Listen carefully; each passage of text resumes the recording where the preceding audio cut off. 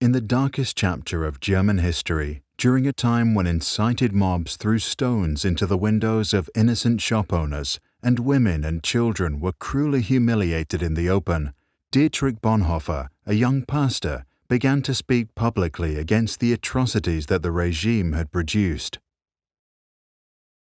After years of trying to change people's minds, Dietrich Bonhoeffer came home one evening and his own father had to tell him that two men were waiting in his room to take him away. In prison, Bonhoeffer began to reflect on how his country of poets and thinkers had turned into a collective of cowards, crooks, and criminals. Eventually, he concluded that the root of the problem was not malice, but stupidity.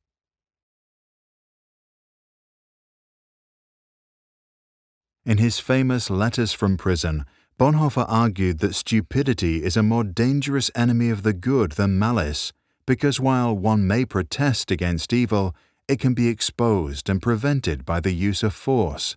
Against stupidity, we are defenseless.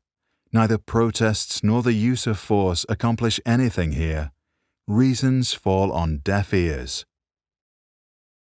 Facts that contradict a stupid person's prejudgment simply need not be believed, and when they are irrefutable, they are just pushed aside as inconsequential, as incidental. In all this, the stupid person is self-satisfied and, being easily irritated, becomes dangerous by going on the attack. For that reason, greater caution is called for when dealing with a stupid person than with a malicious one. If we want to know how to get the better of stupidity, we must seek to understand its nature. This much is certain. Stupidity is, in essence, not an intellectual defect, but a moral one. There are human beings who are remarkably agile intellectually, yet stupid, and others who are intellectually dull, yet anything but stupid. The impression one gains is not so much that stupidity is a congenital defect, but that, under certain circumstances, people are made stupid, or rather, they allow this to happen to them.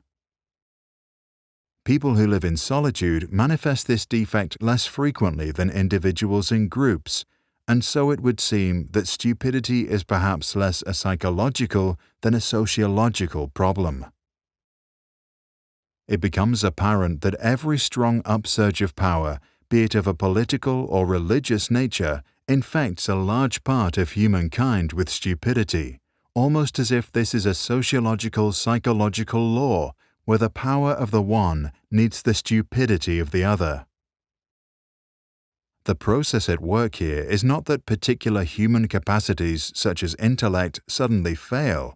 Instead, it seems that under the overwhelming impact of rising power, humans are deprived of their inner independence and, more or less consciously, give up an autonomous position. The fact that the stupid person is often stubborn must not blind us from the fact that he is not independent. In conversation with him, one virtually feels that one is dealing not at all with him as a person, but with slogans, catchwords, and the like that have taken possession of him. He is under a spell, blinded, misused, and is abused in his very being. Having thus become a mindless tool, the stupid person will also be capable of any evil, incapable of seeing that it is evil. Only an act of liberation, not instruction, can overcome stupidity. Here, we must come to terms with the fact that in most cases, a genuine internal liberation becomes possible only when external liberation has preceded it. Until then, we must abandon all attempts to convince the stupid person. Bonhoeffer died due to his involvement in a plot against Adolf Hitler at dawn on the 9th of April 1945 at Flossenbürg concentration camp, just 2 weeks before soldiers from the United States liberated the camp. Action springs not from thought, but from a readiness for responsibility. The ultimate test of a moral society is the kind of world that it leaves to its children, Bonhoeffer once said. Check the description below to read Bonhoeffer's original text, After 10 Years. For more information about Bonhoeffer or to download this video without background music, go to sproutschools.com.